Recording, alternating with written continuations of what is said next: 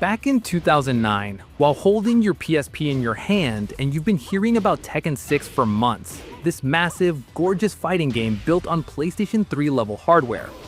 Then, someone at Namco glances at the PSP, which honestly isn't anywhere near PS3 territory, and basically says, yeah, we can do this.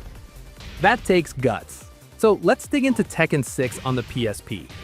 What shines, what got scrapped, and whether this portable version actually lives up to all the talk. Before we get started, let's rewind a bit. Tekken 6 first showed up in arcades in November 2007.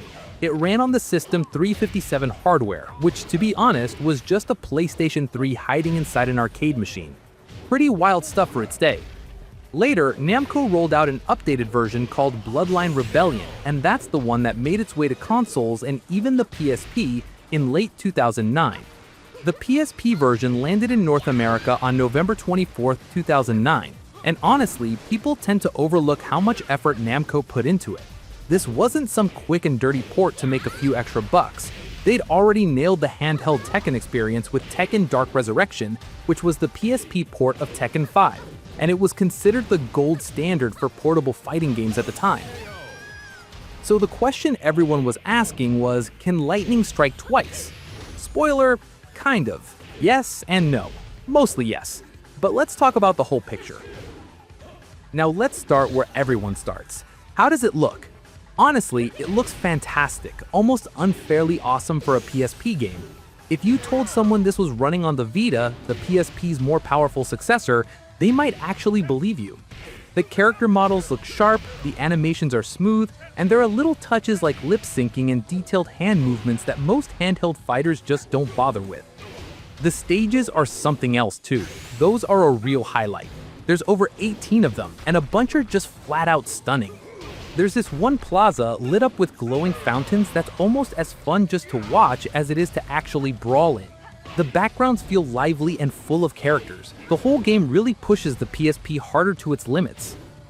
Now, to keep it real, there are a few cut corners. Motion blur's gone, some of the character textures aren't as sharp as what you see on PS3, and the backgrounds don't have quite as much detail.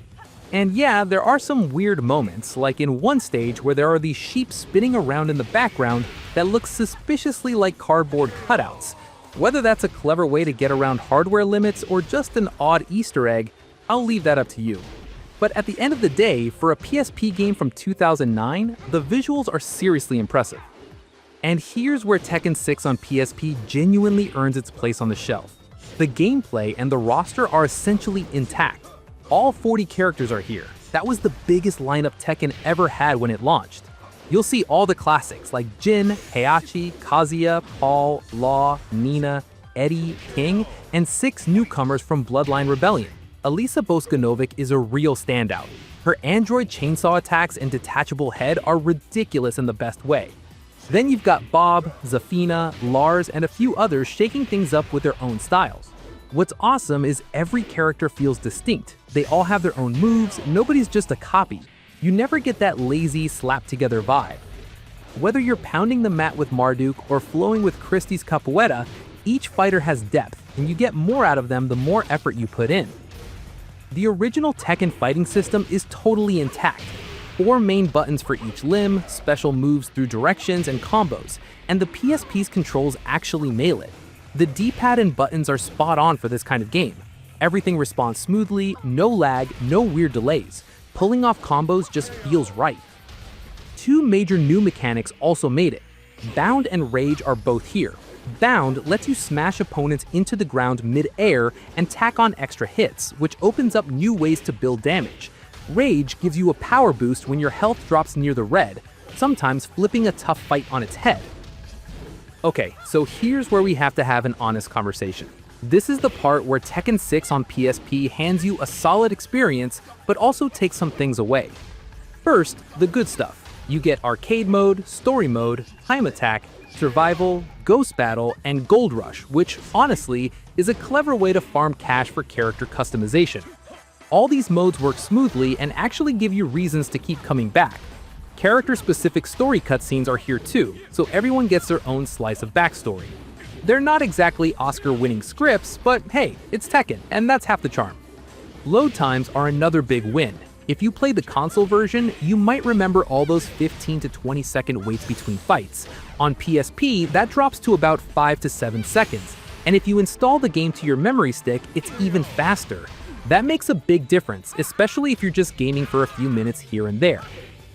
And then there's character customization. You can give your favorite fighter a new look, experiment with hairstyles, outfits, accessories, and even tattoos. It won't change how they fight, but it's an easy way to get hooked for hours. But yeah, it's trimmed down compared to the console versions. You can only swap out main areas like the head or torso, not the nitty-gritty parts like on PS3. Some outfits, like Anna Williams' famous zebra suit, gone, completely erased from reality. Why? Nobody's saying. Maybe Anna's lawyers are just really good at hide and seek. But now, here's the part that really hurts. No online multiplayer. None. This was 2009, right when online was starting to feel essential for fighting games, and Tekken 6 on PSP showed up with 0 online versus options. Sure, Dark Resurrection didn't have it either, but back then, people just chalked that up to early PSP growing pains. By 2009, it stings a bit more.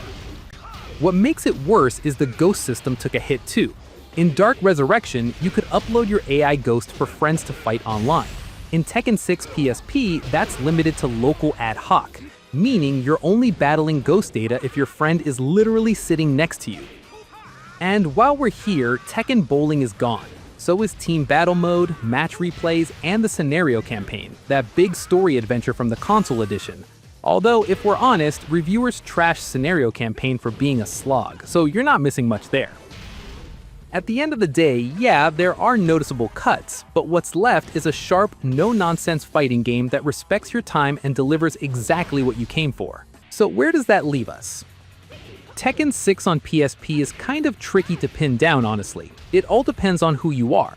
If you've never played Tekken before, or you're a fan but don't have the console version, this is absolutely one of the best fighting games you can grab on PSP. Big roster, plenty of depth, visuals that really push the system, and enough content to keep you hooked for hours. GameZone gave it an 8.5, and IGN named it Best PSP Fighting Game in 2009.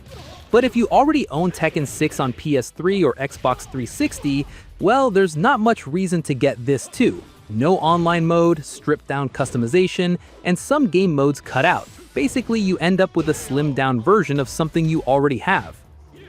And here's the bottom line. Namco pulled off something special by getting Tekken 6 running this well on a handheld.